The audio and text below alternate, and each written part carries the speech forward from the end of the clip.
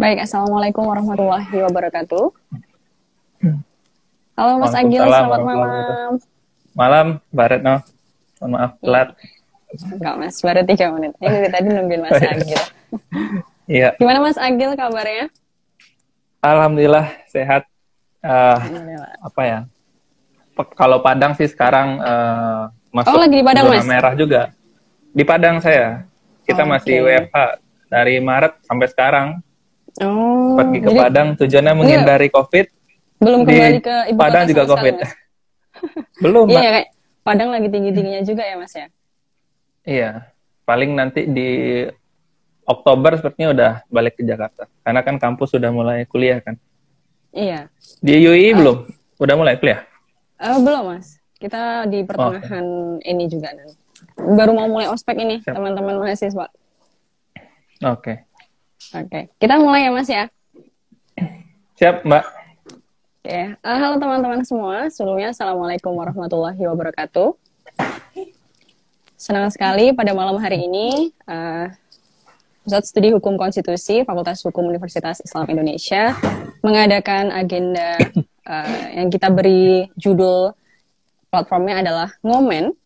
Itu artinya macam-macam katanya Mas. Ngomen tuh ngomen dalam arti yang sebenarnya kita ngomentarin, kita nyinyir kan sekarang lagi zamannya Bu Tejo ya. Jadi kita Iya, menyinyiri permasalahan bangsa yang nggak habis-habisnya, siap. dan juga ngomen itu adalah ngomelin negara. Jadi yang kita omelin ini negara nih. Karena kok kayaknya masalah terus setiap hari. Dan pada malam hari ini kita akan bersama Oke, Mas Agil Oktarial, SHMH. Kita akan membahas mengenai perubahan Undang-Undang MK, khususnya masa jabatan hakim. Nah, Mas Agil Oktarial SMH merupakan peneliti di Pusat Studi Hukum dan Kebijakan Indonesia, yang singkatannya juga sama ini dengan PSHK FHUI. Jadi nanti kalau kita Mas Agil atau misalnya kita bahas tentang PSHK-nya Mas Agil, kita bilangnya PSHK, tapi nanti kalau PSHK FHUI, PSHK FHUI gitu ya Mas ya. oke, siap. Nah, Mas Agil Oktarial ini S1-nya di Universitas Andalas, benar ya Mas? Nah, Kemudian S2-nya di Universitas Gajah Mada. Sama Mas, saya juga S2-nya Jogja. Oh mengikuti iya, Mas Agil ini. Iya, kebetulan. Baru mau masuk tapi Mas. Dan Alhamdulillah. sekarang aktif di PSHK. Sebelumnya aktif di Pusako juga ya Mas ya? Iya, Ketika di saya S1-nya Andalas. di Pusako. Kayak PSHK S1 UII lah. S1 Pusako, kegiatannya di FH Andalas ya? Kebalik, kayaknya lebih banyak Iya. di Pusako dulunya. Oke, jadi teman-teman, isu yang beredar tentang Undang-Undang MK ini malah sebenarnya lebih ke mengenai masa jabatan hakim. Jadi revisi masa jabatan hakim, bukan bukan malah revisi Undang-Undang Iya. MK, karena yang banyak direvisi adalah mengenai hal itu. Sedangkan yang lainnya yang sejak 2013 bergulir sebenarnya seperti pengawasan hakim, kemudian hukum acara dan rekrutmen hakimnya tidak disentuh sama sekali. Nah, banyak juga yang menyebut bahwa revisi Undang-Undang MK ini sebenarnya untuk siapa sih? Menguntungkan siapa? Apakah ada barter politik? Dan bahkan disebut sebagai hadiah dalam tanda kutip bagi hakim MK. Nah, sebelum kita nanti berdiskusi, nanti teman-teman silahkan yang ingin menyampaikan pertanyaan dan lain-lain bisa langsung lewat kolom komentar kita. Dari Mas Agil Oktarial sendiri. Mas Agil, kira-kira bagaimana Mas Agil dan juga Pusat Studi Hukum Kebijakan Indonesia menanggapi mengenai revisi masa jabatan hakim atau revisi Undang-Undang MK ini? Ya, saya tertarik ya Mbak Retno bilang tadi kita mau ngomen ya, mau ngomentarin Iya. negara ini sekarang. Makanya kemudian saya terlebih dahulu mau membawa isu ini ke gagasan bernegara yang pernah diungkapkan Yamin, misalkan di BPUPKI, yang tentunya kontekstual dengan Mahkamah Konstitusi sekarang. Karena kan kita bilang bahwa semangat merubah undang-undang ini itu mencederai semangat reformasi. Karena kita tahu bahwa MK itu hadir pasca reformasi dan kehadirannya itu diminta oleh publik, diminta oleh rakyat ketika itu. Nah, sebenarnya kan sebelum publik meminta, sebelum publik menghendaki kehadiran MK di negara ini, jauh sebelum itu kan Yamin itu pernah mencetuskan gagasan kenapa kemudian kita membutuhkan lembaga yang Yamin bilang seperti Balai Agung yang kewenangannya membanding undang-undang. Nah, jadi ketika itu kan di BPUPKI ada 6 tawaran Yamin sebenarnya, ihwal lembaga negara di tingkat pusat. Nah, salah satunya kan dibilang bahwa kita butuh Balai Agung dan atau Mahkamah Agung yang diberikan kewenangan untuk membanding undang-undang terhadap undang-undang besar. Tapi kan kemudian gagasan itu ditolak oleh Supomo. Tolaknya bukan karena dia tidak setuju dengan gagasan itu, tapi lebih kepada persoalan teknis sebenarnya. Karena Supomo bilang bahwa kita belum memiliki pengalaman dan kita juga memiliki hakim yang memiliki pengalaman berkaitan dengan itu. Nah, tetapi kemudian pasca kita merubah Undang-Undang Dasar, dikonkretkan itu gagasan Yamin bahwa perubahan konstitusi melahirkan Mahkamah Konstitusi. Nah, salah satunya kan tuntutan dari publik ketika itu. Nah, kenapa kemudian publik menolak? Itu karena publik tahu bahwa ada proses ketika zaman Orde Baru, proses pembentukan undang-undang itu nggak benar. Ada proses pembentukan undang-undang yang memang tanpa partisipasi publik, tanpa mengabaikan aspirasi publik, tapi kemudian undang-undangnya jadi, dan itu semua dikooptasi oleh proses pembentukan yang ada di DPR tanpa melibatkan publik. Nah, makanya kemudian hadirlah undang-undang yang kontroversial, bermasalah, kemudian publik mengharapkan MK ada nih harusnya untuk mengoreksi itu. Nah, ketika revisi undang-undang ini terjadi, makanya kami bilang bahwa proses ini sebenarnya mengingkari semangat reformasi itu sendiri. Karena apa? Karena prosesnya itu sangat cepat. Proses revisi undang-undang KPK itu dilakukan hanya dalam waktu 7 hari. Kalau saya boleh merinci itu, ya seminggu ya Mas. Seminggu. Iya. Rapat di Komisi 3 itu dilakukan 24 Agustus, kemudian rapat panjanya 26 sampai 28 Agustus, dan itu sifatnya tertutup. Kemudian 31 Agustus paripurna pengesahan di tingkat 1. Pengesahan di tingkat 1, kemudian 1 September 2020 disahkan di paripurna. Artinya 7 hari kerja. Nah, proses yang kilat ini kan mengalahkan rekor sebelumnya ketika revisi Undang-Undang KPK yang dilakukan selama 14 hari. Makanya kalau rekor Muri melihat proses ini, dia harus kasih ini rekor Muri bahwa DPR itu cepat. Iya. Nah, tetapi dengan proses yang demikian, yang sangat cepat, kilat, dan tertutup ini tentu saya bilang ini melanggar prinsip umum dalam konstitusi. Apakah itu prinsip kedaulatan rakyat, prinsip negara hukum, dan prinsip demokrasi. Salah satu contoh misalkan berkaitan dengan prinsip demokrasi. Nah, kita tahu kan dalam prinsip demokrasi dalam proses pembentukan undang-undang itu adalah keterbukaan publik, partisipasi publik. Betul. Nah, pertanyaannya, publik mana yang akan diajak bicara? Tentunya adalah orang-orang yang akan sangat berkaitan dengan proses-proses yang ada di Mahkamah Konstitusi. Tentunya orang-orang tata negara seperti kita misalkan, kemudian banyak asosiasi pengajar, guru besar, dosen, dan lain sebagainya itu harus dilibatkan. Nah, kepada mereka ini kan kemudian lahir beberapa hak, misalkan hak untuk diajak bicara, hak untuk dipertimbangkan, dan hak untuk diajak untuk mengambil keputusan. Tapi kan ini enggak. Nah, ini juga proses yang cepat kilat ini juga melanggar Undang-Undang 12 tahun 2011 tentang pembentukan peraturan perundang-undangan, tepatnya di pasal 88 dan pasal 96 berkaitan dengan partisipasi publik dan keterbukaan. Nah, makanya kemudian kami bilang bahwa proses yang demikian sudah bisa dikategorikan sebagai kejahatan legislasi. Karena apa? Karena prosesnya sudahlah tertutup, materi yang dihadirkan itu juga bukan memperbaiki lembaga, tapi merupakan suatu kejahatan yang dilakukan untuk merusak lembaga. KPK salah satu contohnya, bahwa revisi itu merusak kelembagaan. Di MK juga begitu, bahwa ada materi-materi kemudian dicoba disusupkan untuk merusak kelembagaan Mahkamah Konstitusi. Berarti dan udah cacat formil, cacat material, bisa juga disebut sebagai kejahatan ya Mas ya? Nah, tapi ini Mas, sebelumnya karena tadi kita juga belum membahas terkait sebenarnya apa sih yang direvisi dari Undang-Undang MK ini. Nah, teman-teman yang mungkin baru bergabung atau masih bertanya-tanya sebenarnya apa sih yang direvisi sama DPR dan juga pemerintah. Jadi dari beberapa pasal yang ada, meskipun sekarang belum muncul ya Mas ya, nomor dan Oke. juga Ya, belum. nomenklaturnya. Jadi yang direvisi itu adalah perpanjangan masa jabatan Hakim MK hingga maksimal usianya itu 70 tahun. Di startingnya itu di 55 tahun, jadi bisa sampai 3 periode atau 15 tahun itu. Dan yang kedua adalah masa jabatan ketua dan juga wakil ketua, yang semula adalah 2,5 tahun, sekarang ini jadi 5 tahun. Dan itu memberikan, makanya tadi banyak sekali yang menyebut kalau undang-undang MK yang baru ini adalah hadiah nih bagi Hakim MK sekarang, karena luar biasa sekali memberikan keuntungan-keuntungan yang misalnya seharusnya tahun 2021 atau 2022 pensiun, itu bisa langsung gas sampai 5 tahun lagi, sampai 7 tahun lagi, seperti itu.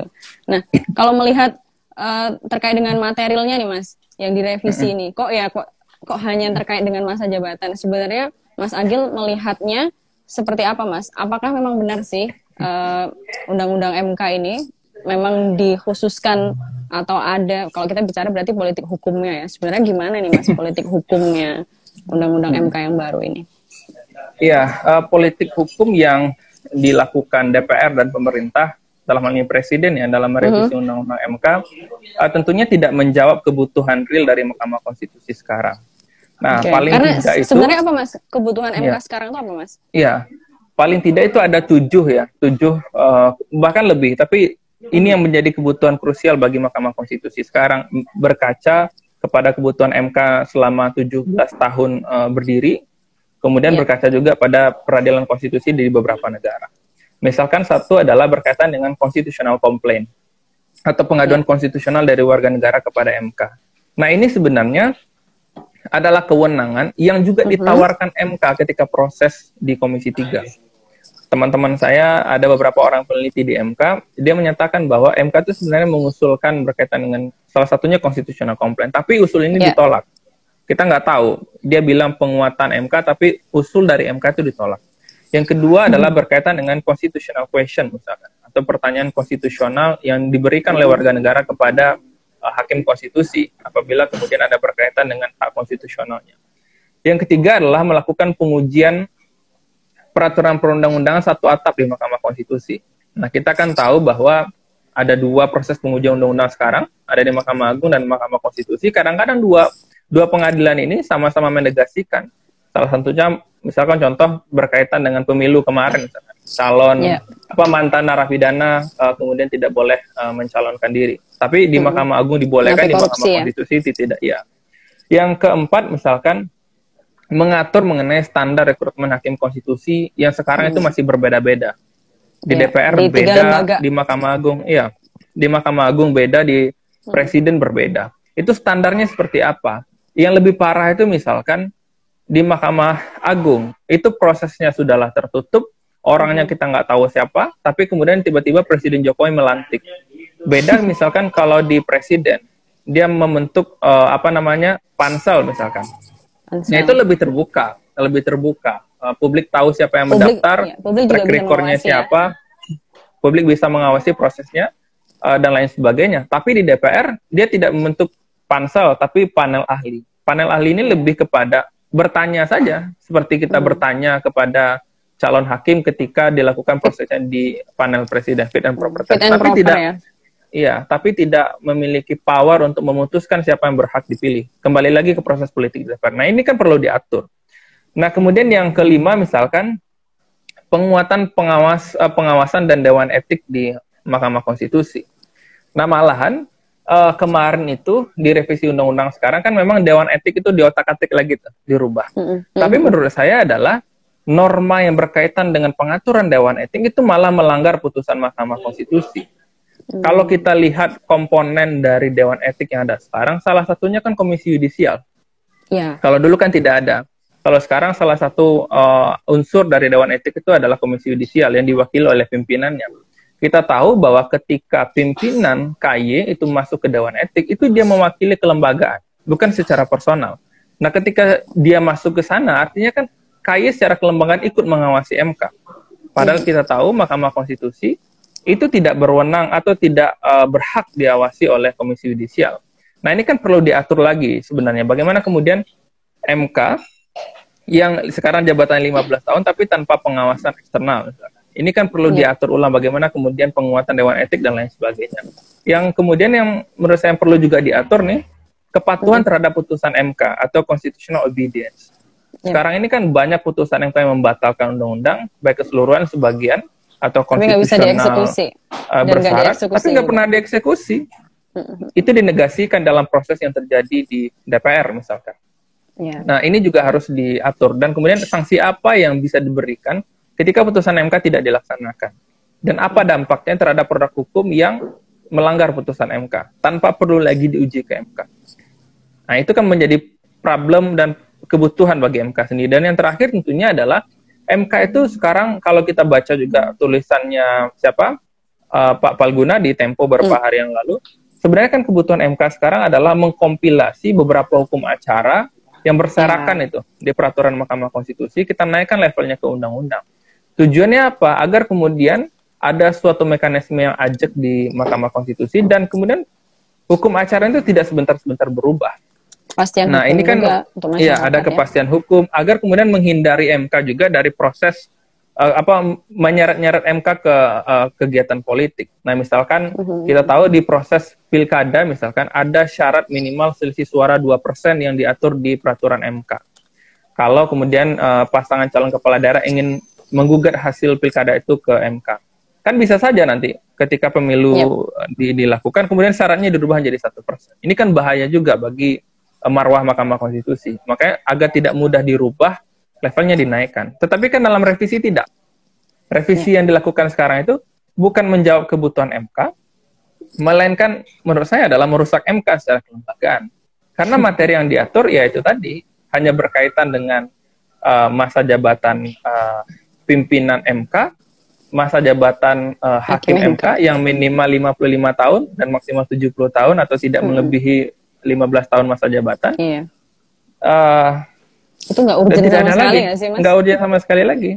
Apa pentingnya? Makanya kemudian kan muncul beberapa dampak yang saya bilang ini memunculkan kerusakan terhadap MK secara kelembagaan. Benar banget, Mas. Oke.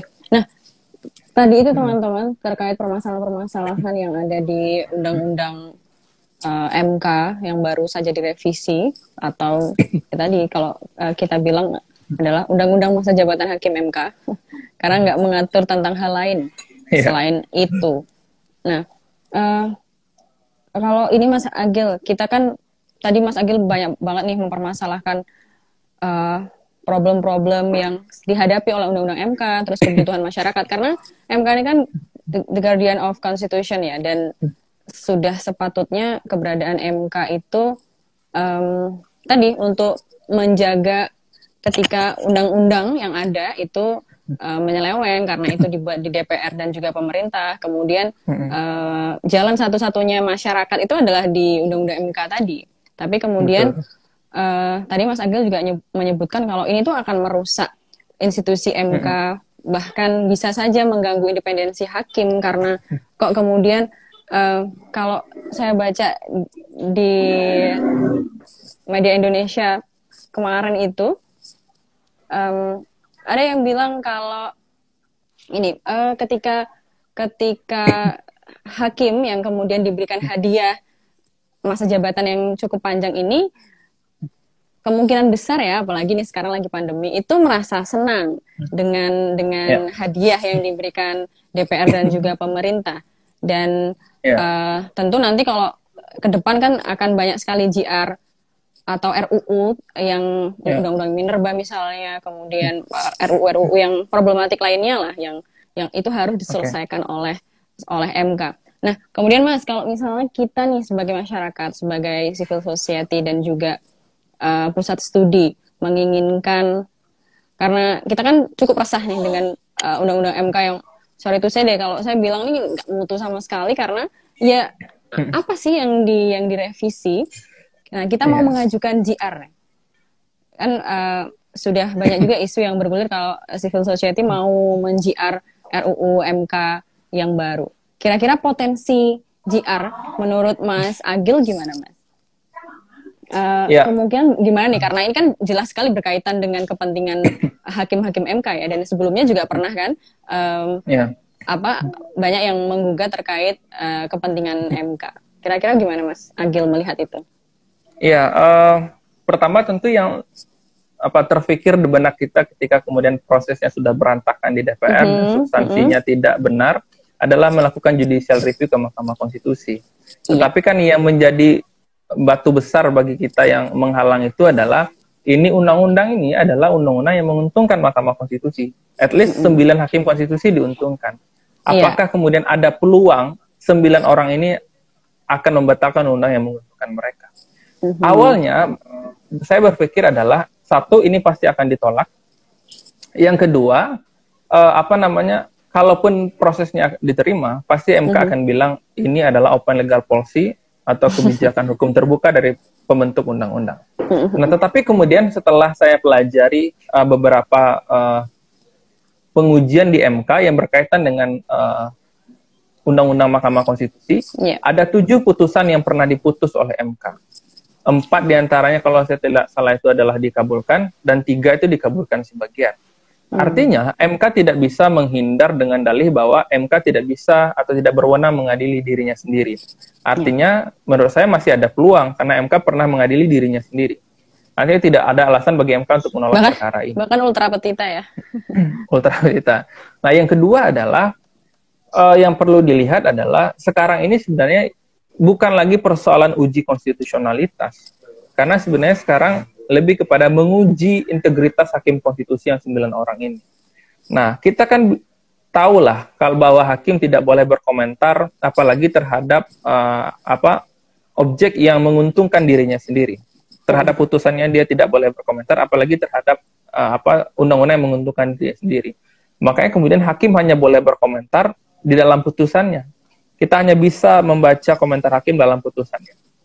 Nah, target awal kita mengajukan ke MK tentu norma ini dibatalkan keseluruhan. Tetapi yang lebih penting adalah kita ini menguji integritas ke-9 orang hakim MK ini sebenarnya. Kita ingin melihat pendapat dari masing-masing hakim konstitusi. Kalaulah misalkan dengan perkara yang menguntungkan dia. Nah, kalaulah misalkan 9 orang ini menolak, artinya kita tahu bahwa integritasnya bermasalah. Saya yakini integritasnya sangat bermasalah. Dan pertanyaannya kemudian kan pantaskah kemudian orang yang integritasnya dipertanyakan masih tetap dipertahankan. Tetapi yang lebih penting adalah kalau seandainya dalam pengujian ini ada hakim yang dissenting misalkan, taruhlah 2 orang atau 3 orang, kita kan bisa melihat bahwa sebenarnya seenggaknya ada angin segar ya kan? Ya, ada angin segar, kemudian ada hakim yang menolak sebenarnya terhadap substansi ini. Karena kalau misalkan ada 2 atau 3 orang atau 1 aja lah hakim yang dissenting atau yang memiliki pendapat yang berbeda, kita bisa menilai kemudian itu udah hopeless banget tuh Mas ya. 1 aja deh. 1 aja. Ya, kita kan ingin memetakan siapa hakim yang berintegritas. Nah, tapi kan sebenarnya ya terkait dengan informasi dari Mbak tadi kan bahwa beberapa masyarakat sipil akan mengujikan ini ke MK, jawabannya adalah iya, tujuan kita hanya itu. Kita ingin menguji integritas hakim konstitusi sebenarnya.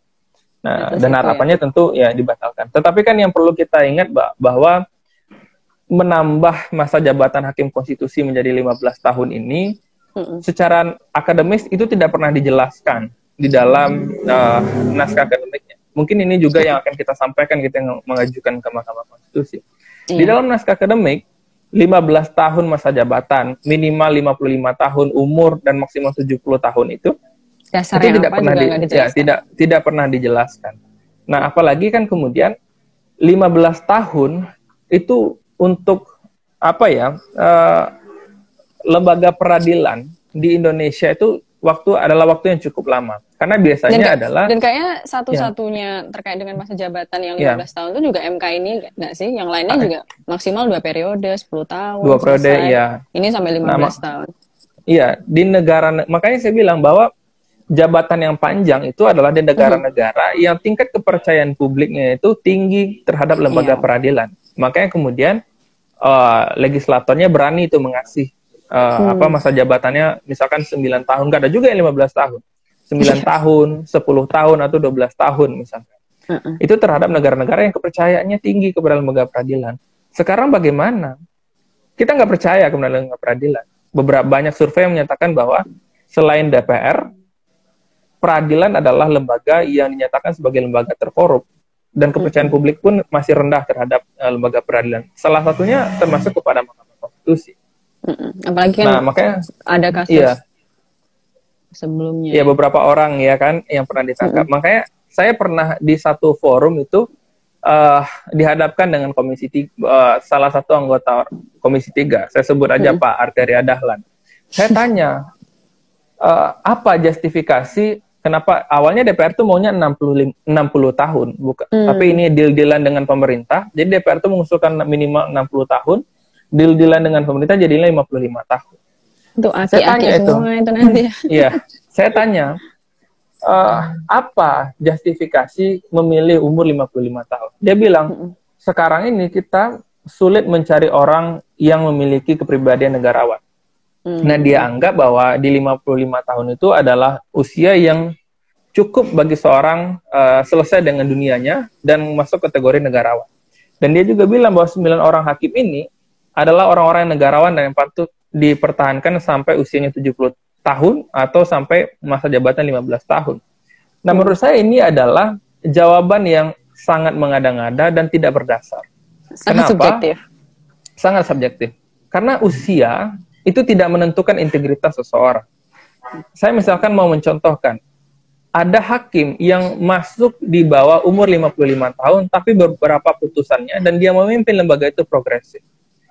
Sebutlah misalkan Prof. Jimli Asidiki, Prof. Mahfud misalkan, ketika dia memimpin, itu kan bisa dikatakan masih dengan usia muda lah, bisa dikatakan, untuk seorang hakim ya.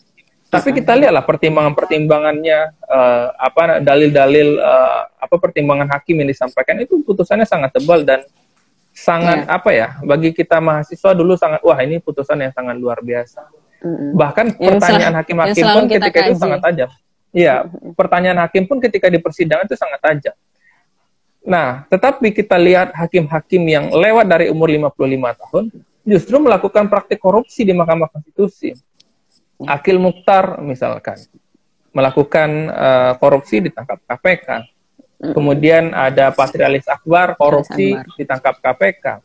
Dan malahan Arif Hidayat, Profesor Arif Hidayat sudah 2 kali diputus melakukan pelanggaran etik, tapi hingga hari ini itu masih bertahan di Mahkamah Konstitusi. Dan ini sangat diuntungkan dengan Undang-Undang MK yang baru. Iya, ini kan yang menjadi pertanyaan juga, kenapa orang yang sudah 2 kali diputus melanggar etik itu masih bisa disebut sebagai seorang negarawan. Dan putusan 2 kali melanggar etik itu kan bukan main-main ya. Satu adalah kasus KTBLC yang diberikan ke kejaksaan. Yang kedua adalah berkaitan dengan lobby-lobby yang dilakukan di Komisi 3 dengan berkaitan dengan perpanjangan masa jabatannya. Nah, bagaimana kita bilang bahwa ini adalah hakim yang negarawan dan patut dipertahankan sampai kemudian umurnya 70 tahun. 70 tahun. Nah, iya, ini kan tidak tidak masuk akal logika yang digunakan DPR ketika itu. Jadi sama sekali tidak berdasar, subjektif memang alasannya bahwa 55 tahun adalah usia yang pantas kita mencari seorang negarawan begitu. Iya, kalau dilihat dari NA yang yang bisa kita baca ya, karena sampai sekarang juga kita belum dapat NA yang terakhir atau yang paling mutakhir, itu memang nggak ada, atau paling enggak ada dasar psikologis ya kalau kita bicara umur juga tidak disebutkan di sana ya. Oke. Nah Mas, ini ada pernyataan di awal itu terkait dengan siapa ini? Damia. Dia bilangnya, menurut saya hakim yang berintegritas itu bebas dari campur tangan politik. Oke, kita tadi juga sudah membahas itu. Dan ada satu pertanyaan dari Mas Ilham. Salah satu norma yang diubah terkait dihapuskannya periodisasi hakim MK. Bagaimana menurut Mas Agil? Apakah tepat? Karena kalau terkait dengan periodisasi, banyak juga sih yang sebelumnya penelitian-penelitian mengaitkan dengan periodisasi. Seharusnya nggak usah pakai periodisasi, tapi langsung 10 tahun atau berapa tahun gitu ya. Nah, kalau menurut Mas Agil gimana, Mas? Iya, saya adalah orang yang salah satu orang mungkin dari kebanyakan orang yang sepakat bahwa tidak ada periodisasi jabatan hakim konstitusi. Lebih baik misalkan 1 kali masa jabatan saja, 8 sampai 9 tahun misalkan. Nah, tetapi kan ini yang diatur adalah 15 tahun. Justifikasinya tidak ada. Yang kedua, ini kan memang perubahan undang-undang yang ditujukan hanya untuk menyenangkan hakim sekarang, dan ini tentu akan menimbulkan konflik kepentingan. Ini berbahaya bagi hakim konstitusi. Yeah. Kenapa? Karena undang-undang ini ditetapkan dan berlaku secara retroaktif, tidak perspektif atau ke depan. Nah, kalau misalkan undang-undang ini diberlakukan ke depan, misalkan oke lah, hakim umurnya 55 tahun, kemudian jabatannya selama 15 tahun, tapi diberlakukan untuk hakim yang merupakan hasil atau hakim yang berasal dari proses seleksi berikut misalkan, bukan 9 hakim sekarang. Ya kalau hakim sekarang mau lagi, dia harus seleksi lagi. Orang pasti akan menduga bahwa ini tidak ada konflik kepentingan, karena 9 orang hakim ini tidak diuntungkan. Tetapi ketika undang-undang disahkan dan berlaku untuk 9 orang hakim, kita menyatakan bahwa ini akan menimbulkan konflik kepentingan karena berlaku untuk 9 orang hakim konstitusi. Nah, ketika konflik kepentingan terjadi, tidak mungkin kemudian DPR memberikan jatah, saya bilang jatah kepada hakim konstitusi dengan tangan kosong. Ada kemudian beberapa perkara yang dugaan kami memang coba dibarter dalam proses revisi undang-undang undang-undang Mahkamah Konstitusi. Kita tahu sekarang di Mahkamah Konstitusi sedang bergulir beberapa perkara yang itu potensial untuk dikabulkan oleh MK. Undang-undang ini undang-undang kontroversial dan banyak ditolak oleh publik. Satu adalah misalkan undang-undang KPK. Saya dan teman-teman juga mengajukan judicial review terkait ini. Kemudian undang-undang Minerba, yang sekarang tentunya adalah undang-undang keuangan negara yang berkaitan dengan penanganan COVID-19, yang kita tahu bahwa ada hak imunitas di sana, kalau korupsi terjadi itu tidak bisa dipidana. Yang kemudian adalah undang-undang pilkada, yang sekarang sudah diuji di MK. Kita tahu bahwa undang-undang ini kalau dikabulkan itu sangat menguntungkan anggota DPR, karena kalau misalkan dikabulkan, anggota DPR yang maju sebagai calon kepala daerah itu tidak wajib mundur lagi dari jabatannya sebagai anggota DPR. Dan ini diujikan kayak. Dan yang terakhir tentu undang-undang yang sangat potensial diuji, dan saya yakin ini pasti banyak akan masuk diuji, itu undang-undang Omnibus Law Cipta Kerja.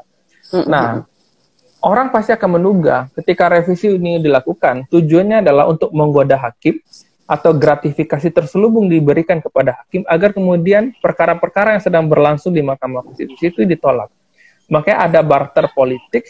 Jadi kejahatan legislasi ini dilakukan untuk membarter undang-undang yang ada di Mahkamah Konstitusi yang potensial untuk dibatalkan. Makanya bagi saya, periodisasi jabatan hakim tidak menjadi soal sebenarnya. Yang menjadi soal kan sebenarnya adalah kenapa 15 tahun dan kenapa diberlakukan untuk hakim yang sekarang. Itu sangat berbahaya untuk independensi hakim dan untuk menghindari MK secara konflik kepentingan. Beda kalau kemudian kita ajukan ke depan. Mbak Retno misalkan nanti 15 tahun saya dukung. Gitulah. Gitu, Mas. Oke, Mas, kalau dari teman-teman PSHK sekarang selain tentu RUU Undang-Undang MK ini jadi salah satu konsentrasinya ya untuk yang sekarang teman-teman PSHK. Selain itu, apa lagi Mas yang menjadi konsentrasi? Apa terkait undang-undang ya? Kalau terkait undang-undang. Kalau kita sih di PSHK banyak mantau proses ya yang ada di DPR, Undang-Undang Cipta Kerja kita pantau, Undang-Undang KPK misalkan kita pantau dari proses menguji di MK, kemudian sampai kemudian riset yang dilahirkan terkait itu. Banyak sih sekarang yang berkaitan dengan pembentukan Badan Regulasi Nasional, misalkan Undang-Undang Kejaksaan juga kita pantau, tapi saya tidak ada di tim yang mantau Undang-Undang Kejaksaan. Tapi mulai dari proses perencanaan, kemudian proses penyusunan, pembahasan, pengesahan hingga pengundangan itu, kita biasanya akan selalu pantau proses yang ada di DPR, dan setiap tahunnya kita akan mengeluarkan laporan tahunan berkaitan dengan kinerja DPR. Nah, makanya kemudian sekarang itu beberapa teman-teman wartawan kan nanya, kenapa nih DPR sekarang itu memproduksi undang-undang itu sangat lamban dari target yang sudah ditetapkan, tetapi terhadap undang-undang yang tidak dibutuhkan, undang-undang kontroversial, justru malah cepat dan tidak melibatkan partisipasi publik. Banyak proses yang proses formal pembentukan undang-undang yang diterapkan. Nah, memang saya bilang bahwa proses legislasi di DPR sekarang ini itu sudah cacat dari tahap perencanaan. Nah, kalau misalkan kita lihat ya, capaian-capaian DPR di 5 tahun sebelumnya, misalnya di periode sebelumnya, itu setiap tahun, kalau kita rata-rata undang-undang yang disahkan, setiap tahunnya itu hanya kurang dari 20 undang-undang yang disahkan. Dari targetnya yang sangat tinggi. Paling rendah itu misalkan tahun 2018, hanya 8 undang-undang yang disahkan dalam 1 tahun. Sementara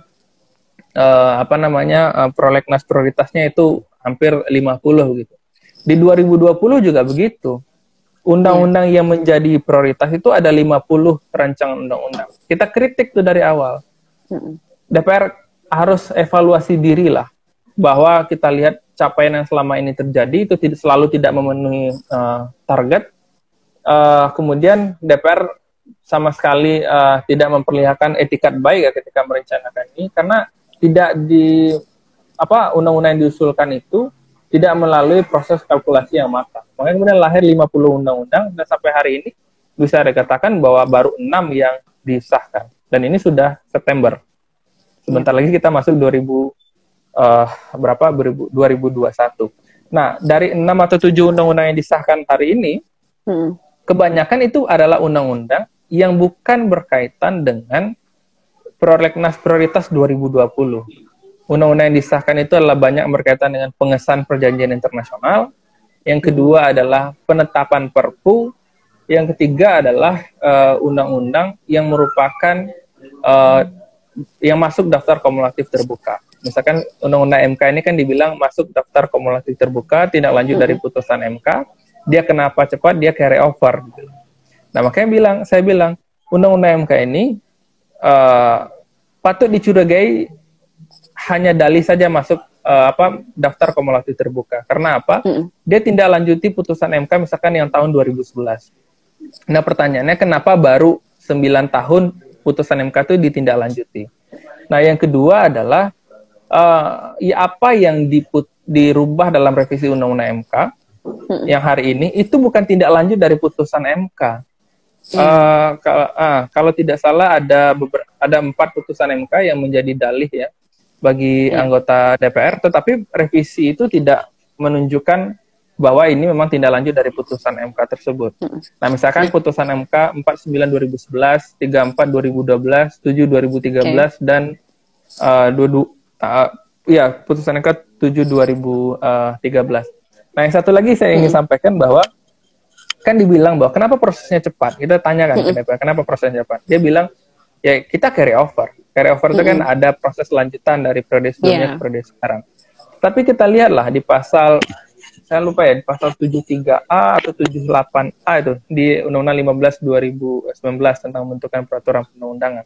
Di sana kan dibilang, syarat carry over itu adalah jika undang-undang tersebut di periode sebelumnya, DIM-nya itu sudah selesai dibahas. Baru di periode berikut, dia bisa masuk kategori carry over. Sementara Undang-Undang MK, ketika raker di DPR itu, pada 24 Agustus kemarin, itu baru bahas DIM. Nah, bagaimana kemudian kita bilang ini adalah carry over? Makanya penuh penuh semua proses prasangka. gelap Jadi, lah. kita sangat halal sekali ini untuk bilang, ya pokoknya ini penuh dengan intrik, penuh dengan yang tadi. Nah, kalau ini Mas, sebelumnya itu sebenarnya kalau saya tadi lihat-lihat di YouTube dan juga tulisan-tulisan, kan ini memang RUU lama ya, undang-undang MK ini.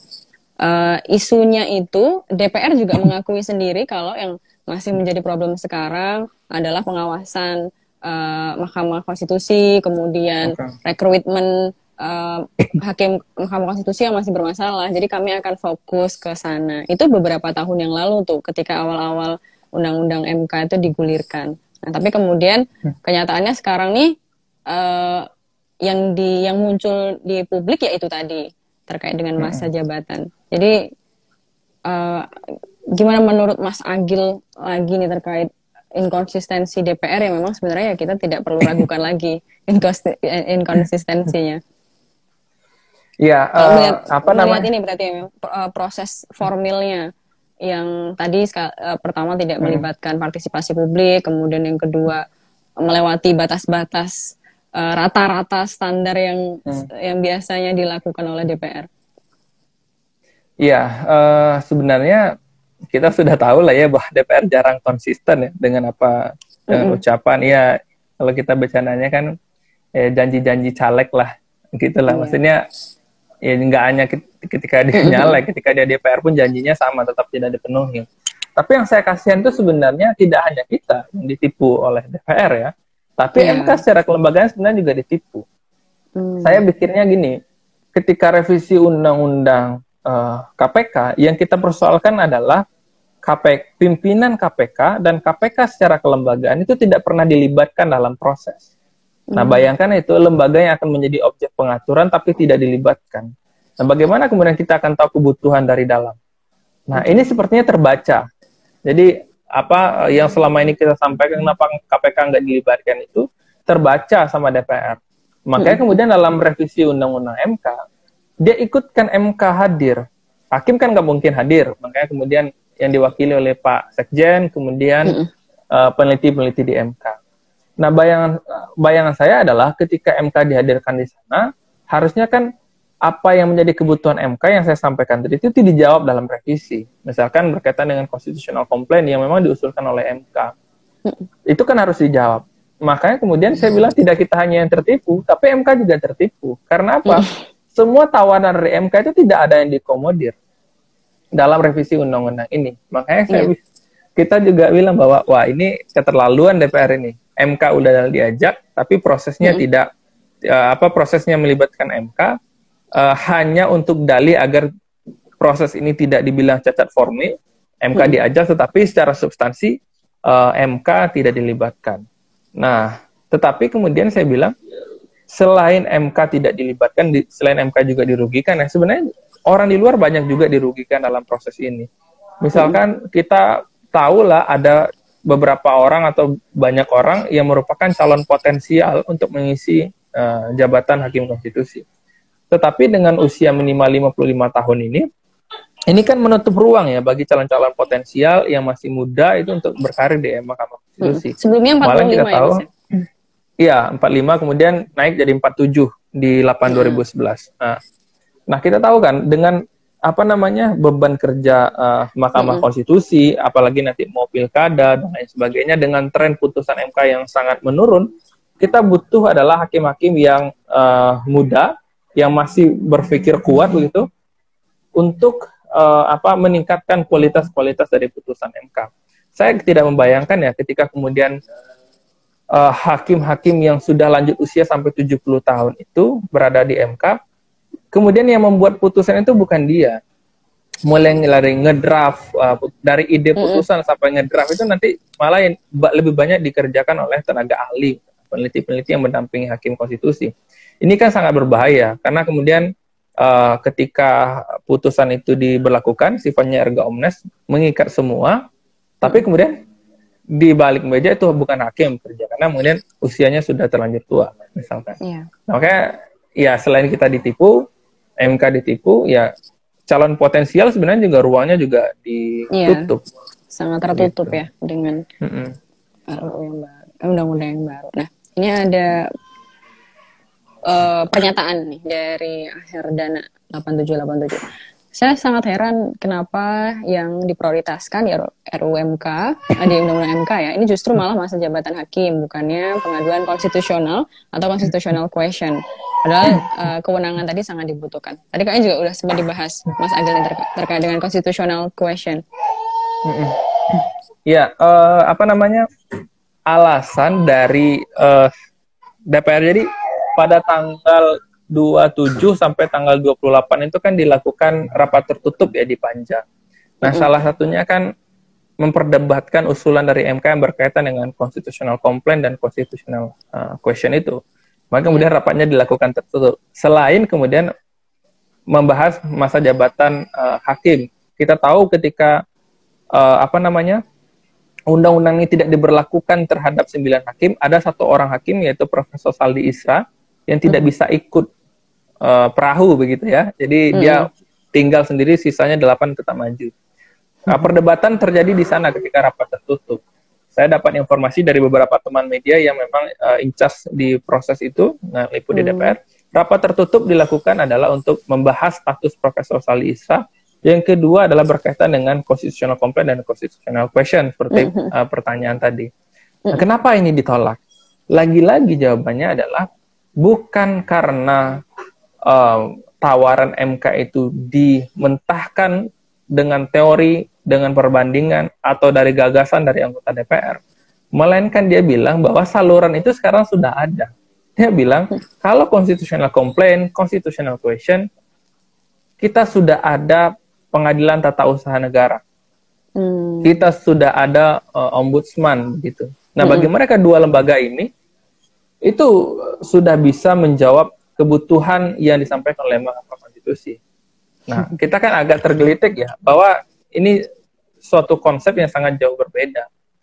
Mahasiswa semester 4 aja itu mahasiswa hukum semester 4 tahu kewenangan pengadilan tata usaha negara itu apa.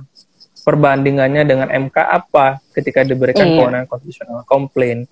Nah, makanya kemudian nggak ada jawaban bagi DPR. Makanya kita bilang bahwa proses ini sebenarnya bukan proses akademik, bukan proses yang menjawab kebutuhan MK, melainkan memang tujuannya adalah memberi hadiah kepada hakim, menyenangkan hakim, dan tujuan adalah mencoba menggoda hakim agar kemudian barter politik terhadap beberapa undang-undang yang diuji di MK itu terjadi.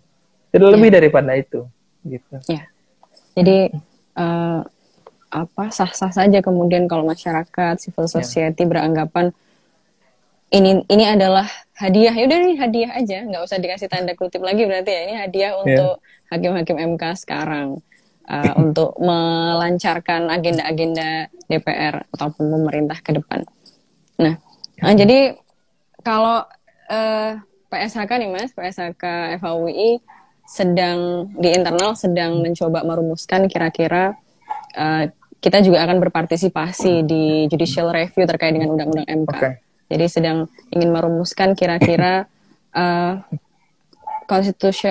posisi kita sebagai orang kampus, kemudian orang-orang yang ke depan akan ada di usia-usia itu, untuk kemudian kita ingin mengomentari dan juga tadi benar yang disampaikan Mas Agil, kita ingin melihat independensi dan juga integritas dari hakim-hakim MK kita sekarang.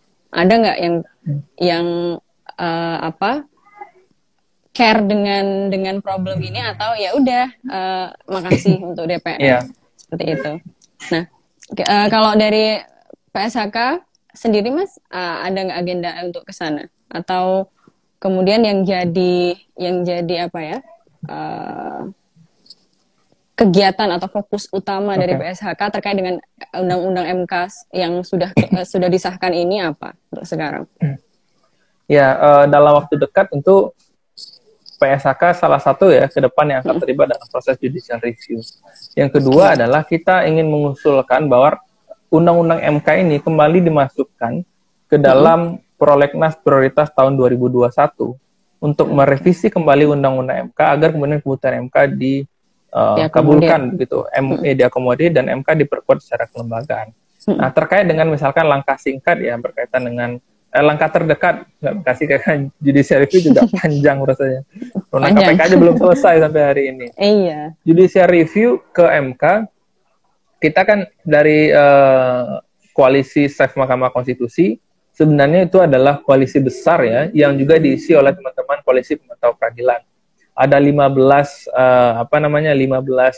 teman-teman organisasi masyarakat sipil atau NGO yang ada di sana.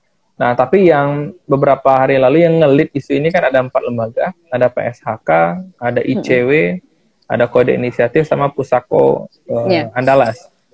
Teman-teman yang lain pasti ngikut, ILBHI, ICGR, LEB, MAPI, IJRS, Kontras, dan lain sebagainya. Kita tentunya sepakat bahwa nanti ini akan prosesnya diajukan ke Mahkamah Konstitusi, tapi ini belum putus kesepakatan dari teman-teman. Karena ya kita mungkin sudah tahu proses yang ada nanti di MK dan hasilnya seperti apa. Tetapi yang menarik itu kan tadi terkait dengan legal standing ya, yang Mbak Retno sampaikan. Kita kan lagi nyari nih legal standing. Nah, menurut saya sih, kalau misalkan hakim itu menganggap undang-undang itu berlakunya erga omnes, artinya akan undang-undang MK ini berlaku untuk semua, apalagi untuk orang hukum seperti kita, tentunya legal standing kita pasti akan diterima. Karena kan di MK itu nggak hanya orang tata negara saja, orang pidana juga ada, malahan kemudian hakim juga ada di sana, dari DPR juga ada di sana. Kalau dia beranggapan bahwa ya undang-undang ini akan mengikat semua, pasti legal standing kita akan diterima. Tetapi kan kita mencari adalah legal standing yang paling potensial. Nah, kami bilang kemarin, yang paling potensial tentu adalah orang-orang yang dalam waktu dekat akan sangat dirugikan dalam revisi undang-undang MK. Ada dua klaster ya. Satu adalah mereka yang potensial maju, tapi kemudian terkendala umur. Atau mereka yang sudah pernah ikut seleksi, apakah itu di DPR, atau kemudian di presiden, di pemerintah, tetapi kemudian di tahap akhir itu dia gagal. Nah, artinya kan kemudian kalau umurnya belum cukup, itu potensial sangat diterima legal standing. Yang kedua adalah tentunya mantan-mantan. Iya, benar. Yang kemudian tentu mantan-mantan hakim ya, mantan-mantan hakim konstitusi. Dia memiliki legal standing yang kuat karena ya dia, apalagi yang di periode pertama Pak Palguna, Pak Marwarar, misalnya, yang mereka memang ikut meletakkan fondasi awal dari Mahkamah Konstitusi. Bagaimana MK dikembangkan, bagaimana MK dibangun. Mereka masih punya tanggung jawab moral. Semua hakim atau mantan hakim itu masih memiliki tanggung jawab moral bagaimana kemudian MK, kewibawaan, integritasnya itu tetap dijaga. Nah, makanya kemudian saya pikir legal standing mereka akan diterima. Kalau misalkan hakim maunya yang potensial. Kalau mikir semua akan diikat ya, semua mahasiswa S1 juga bisa diterima gitu. Iya. Iya. Nah, ini ada tambahan juga nih Kak, kalau saya ikut baru masuk kuliah nih, kalau maba ikutan JR apakah diizinkan? Iya. Tadi sih seperti yang disampaikan Mas Agil ya terkait dengan legal standing. Kalau misalnya maba atau orang yang tentunya sudah cakap hukum untuk mengajukan JR yang langsung berkaitan dengan legal standingnya ya akan menjadi sangat tidak masalah. Cuma kemudian di undang-undang ini kan kita tadi apa yang kemudian dijadikan batu uji konstitusi atau pasal-pasal konstitusi yang sekiranya tepat untuk dijadikan legal standingnya yang memang perlu untuk kita perkuat tadi ya Mas ya. Nah, jadi ini kayaknya kita 5 menit lagi sudah harus selesai Mas, karena biasanya kalau di live IG ini 1 jam aja. Nah, ada sekitar 3 menit lagi nih. Sepertinya teman-teman juga tidak ada pertanyaan lagi. Tadi ada beberapa pertanyaan, kami ucapkan terima kasih. Nah, dari Mas Agil, mungkin closing statement Mas terkait dengan permasalahan yang ada di Indonesia yang tidak terhitung lagi jumlahnya, kemudian khususan untuk undang-undang jabatan hakim atau undang-undang MK ini. Ya, kalau kita lihat pasca reformasi ini kan yang buat gaduh di negara ini ya selain korupsi adalah kejahatan legislasi yang dilakukan DPR. Undang-undang MK, undang-undang KPK lahirlah reformasi di korupsi, aksinya begitu besar pasca reformasi misalnya. Undang-undang MK juga begitu. Tapi juga nggak ada artinya ya. Iya. Aksi besar-besaran yang nggak ada artinya. Nggak dipedulikan bagi mereka. Iya. Nah, undang-undang MK juga begitu. Nah, tapi bagi saya adalah bahayanya bagi MK perubahan undang-undang ini tidak menyimbangkan antara apa yang dirubah dengan kebutuhan pasca undang-undang itu dirubah. Dalam artian ketika masa jabatan hakim diperpanjang 15 tahun, artinya kan harus ada juga diimbangi dengan pengawasan yang ketat. Nah, tapi direvisi kan tidak. Nah, bayangkan ya ketika jabatannya lama, panjang, tanpa pengawasan, tentunya kekuasaan yang tanpa pengawasan itu cenderung terjadinya praktik korupsi, ya kan? Nah, makanya kemudian judicial corruption yang akan terjadi di MK tentunya akan menjadi bom waktu. Kita tunggu saja, karena ini tanpa pengawasan dengan 15 tahun itu merupakan kerjaan yang berbahaya. Nah, tentunya ketika proses ini terjadi karena DPR yang tidak transparan. Nah, menurut saya adalah DPR ini juga perlu diingatkan. Diingatkan itu dalam artian, kalau kita kan selama ini bilang, ya menghukum anggota DPR itu kalau kita tidak suka, ya jangan pilih lagi ketika pemilu. Jadi kalau kita nggak suka, jangan pilih lagi. Tapi bagi saya adalah, sekarang ini sudah waktunya bagi kita bukan menghajar DPR secara kelembagaan lagi, tetapi adalah kepada siapa tuh watak-watak yang ada di sana. Nah, makanya kemudian kita cari itu apa namanya, siapa orang-orang yang mengusulkan revisi undang-undang bermasalah, misalkan undang-undang MK dulu, KPK dulu siapa saja, undang-undang MK siapa saja, itu bisa siapa dihukum. Siapa nih oligarkinya nih? Iya. Nah, secara sanksi sosial teman-teman bisa menghukumnya dimanapun ya, dengan cara apapun, mengekspresikan dengan cara apapun.